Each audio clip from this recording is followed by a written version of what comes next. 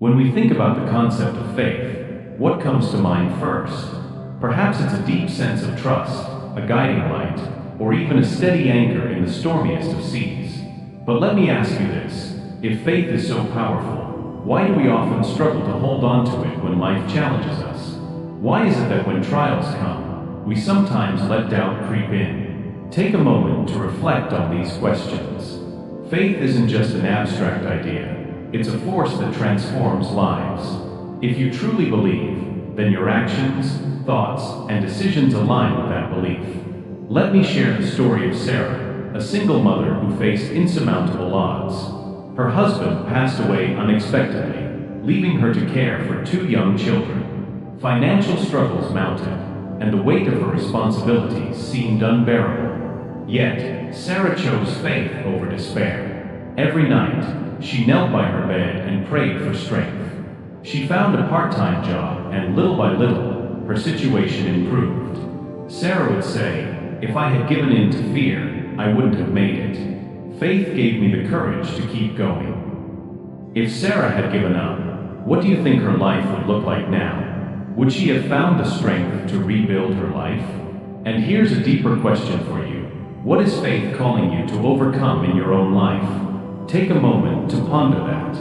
Faith doesn't promise a life without hardships. Rather, it offers us the strength to endure them. Remember the story of David and Goliath? A young shepherd boy faced a giant warrior with nothing but a sling and a few stones. If David had doubted God's promise, would he have faced Goliath? If he had allowed fear to dictate his actions, would he have achieved victory? The if-then principle is powerful here. If David trusted God completely, then he would step forward fearlessly. And so he did. Now, think about your own challenges. What giants are you facing today?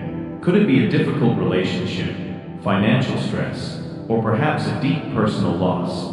If you choose faith, then what actions might follow? And if you choose doubt, what might the consequences be? Reflect on this for a moment. Faith also teaches us the importance of patience. Let me share another story, this time about a man named Daniel. He had been praying for years to overcome a debilitating illness. Many nights, he questioned, "Why hasn't God answered my prayers yet?" But instead of losing faith, Daniel chose to trust in God's timing. Eventually, a breakthrough came, not just physical healing, but also a renewed spirit. His story reminds us, if we trust God's timing, then we can find peace even in waiting. So let me ask you, are you struggling with impatience in your own journey? What might faith be asking you to wait for right now? One more example to consider is the power of community in nurturing faith. Imagine a young woman named Lisa, who felt lost after losing her job. She joined a small church group and shared her struggles. Their encouragement and shared prayers became a source of strength for her. Within months, Lisa found not only a new job, but also a renewed purpose. If Lisa had isolated herself, then she might have missed this blessing. But because she chose to seek support, her faith grew stronger. Do you have a community that uplifts your faith? If not, how might you find one? Finally, let's reflect on the idea that faith is an ongoing journey, not a one-time decision. Like a seed, it requires care and attention. Imagine a farmer planting a seed. If he waters it and nurtures the soil, then it will grow into a strong tree. But if he neglects it, what happens? The seed withers. Similarly, if we nurture our faith daily, then it will sustain us through life's trials. What small actions can you take today to nurture your faith? Maybe it's a prayer, a moment of gratitude, or reading scripture. In closing, I challenge you to take a moment of quiet reflection. Think about Sarah, David, Daniel, and Lisa.